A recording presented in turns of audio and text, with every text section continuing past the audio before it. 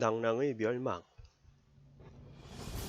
3세기가 되자 중국은 위초고 3국으로 분열되기 시작한다. 당시 공손씨는 위나라에 대항하기 위해서 오나라와 손을 잡고자 했다. 하지만 이는 잘못된 선택이었다.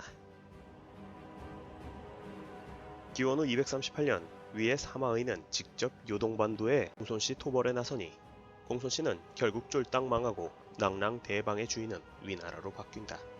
이 과정에서 위나라는 한반도 남부에 대해 새로운 통제 방식을 사용한다.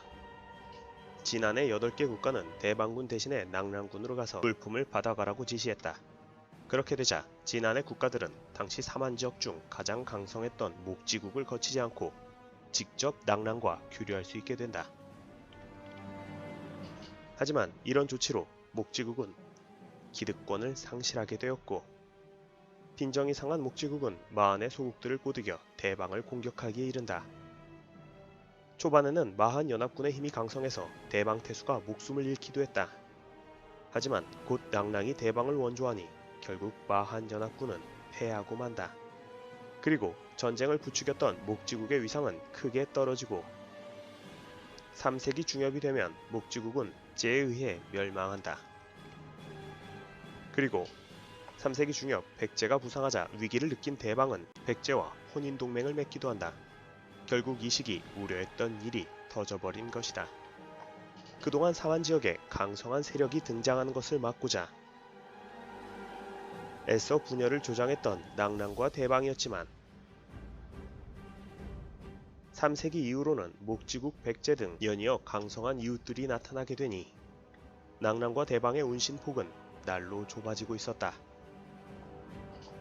그러던 중 결정적인 사건이 발생했다. 기원후 265년 위나라가 진나라에 멸망하고 만 것이다.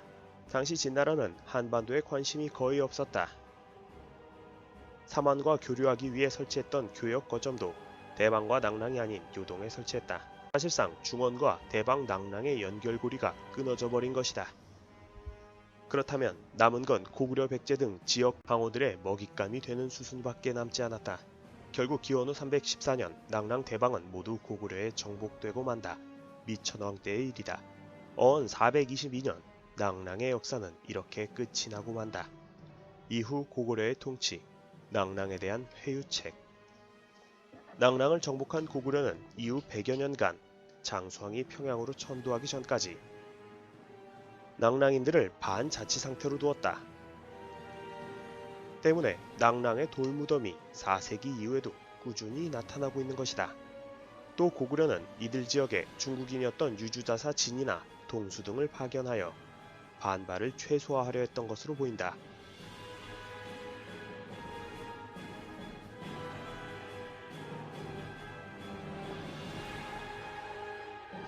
한편 일부 낭랑 유민들은 낭랑이 멸망하면서 요서지방으로 이동하여 낭랑의 부활을 꾀했던 것으로 여겨지나 흐지부지 되고 말았다. 당시 사면이라는 막강한 유목민 국가가 요서지방을 휘둘렀기 때문에 마땅히 발붙일 곳이 없었을 것이다. 과거 낭랑을 부정적으로 바라봤던 역사관들, 한백겸이나 안정복 등 조선시대 학자들만 하더라도 낭랑 등 한사군은 한반도 북부 지역에 있다고 생각했다. 그런데 근대 민족주의 사학의 창시자라 할 수 있는 신채후가 떡밥을 던져버린다. 신채후, 낭랑은 요동에 있었다. 평양에서 발견된 낭랑 유물은 최신낭랑국이거나 고구려가 전투에서 노획해 가져온 것임. 신채후는 낭랑을 고대 한반도 지도에서 지워버리고 싶어 했기 때문이다. 그는 이렇게도 말했다. 미국인들이 인디언을 자신의 선조로 인정해 제사를 지낼 수 없듯이 우리 또한 단군의 후손인 신성한 부여족이 아니라면 우리 역사에 넣을 수 없다. 물론 당시에는 역사적으로 검증할 만한 자료가 오늘날처럼 많지 않았고 일제시대라는 특수한 시대적 상황을 생각해보면 충분히 이해할 수도 있는 일이다. 하지만 이런 사고를 현재까지 하고 있다면 실로 문제가 아닐 수 없다. 북한이 그렇고 일부 제야사학자들이라 하는 사람들이 그렇다. 북한과 달리 최남선, 이병도 계통을 이은 우리나라 주류 사학계는 한사군의 위치가 한반도 북부에 있음을 기정사실로 받아들이고 있다. 다만 그러면서도 식민지 경험의 잔재를 떨치지 못하고 있는 한계도 나타낸다. 이를테면 낭랑을 중국의 식민지라는 부정적인 관점으로만 서술해왔다. 예를 들어 낭랑에 대해서 평양은 호화로운 식민도시였다. 한나라 사람들의 억압과 수탈, 낭랑은 수탈경제, 수탈무역의 중심지였다. 라는 식으로 서술하고 있다. 이렇게 말하는 분들은 대부분 일제시대 태어나 지금은 작고한 학자들이 대부분이다.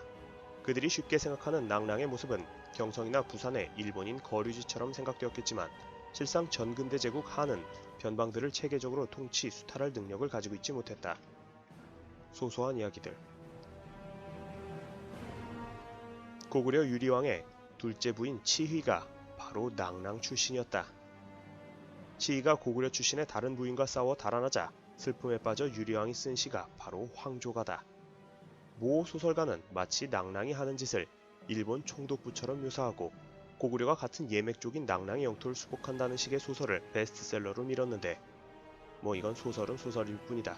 일단 근대적 민족주의 개념을 고대사에도 적용시키려는 것이 잘못이지만 400여 년을 함께 살았던 사람들에게 중국인 예맥인으로 딱 잘라 구분 지으려 하다니.